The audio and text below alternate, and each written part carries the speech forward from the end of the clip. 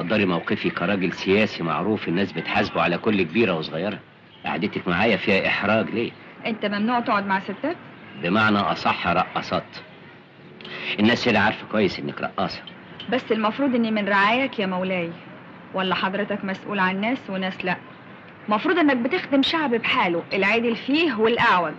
وبعدين لما في ناس مش على هواكم وجايبالكم العار زي حالاتي، بتسمحوا لهم ليه ينتخبوكوا؟ ما كفايه عليكم قوي الاصوات التانية. انت عاوزة مني ايه؟ الموافقة على دار للأيتام. ما اقدرش اعمل لك حاجة. ليه؟ ما اقدرش اتوسط لرقاصة. ايه الحكاية رقاصة رقاصة؟ ما احنا الاتنين زي بعض يا عبد الحميد. انت قلت الادب. وانت كذاب، علشان بتكذب على نفسك قبل ما تكذب على الناس. كل واحد فينا بيرقص بطريقته. انا بهز وسطي وانت بتلعب لسانك وتخطب. الفرق شاسع يا علمة. انا اقول لك الفرق. احنا الاتنين بنطلع في التلفزيون، انا الناس بتتفرج عليا، وانت اول ما بتظهر الناس بتقفل التلفزيون، لان رقصك ملوش جمهور، انما انا رقصي له جمهور. عارف ليه؟ لان بضاعتك رخيصة، هدفك تشعللي الغرايز المكبوتة عند الناس. انت شغلك الاثارة.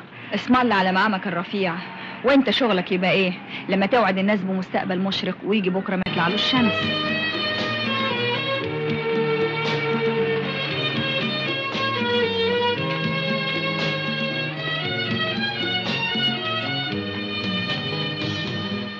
ايه اللي خلاك غيرت رايك؟ اقتنعت انك صح. كل واحد يرقص بطريقته.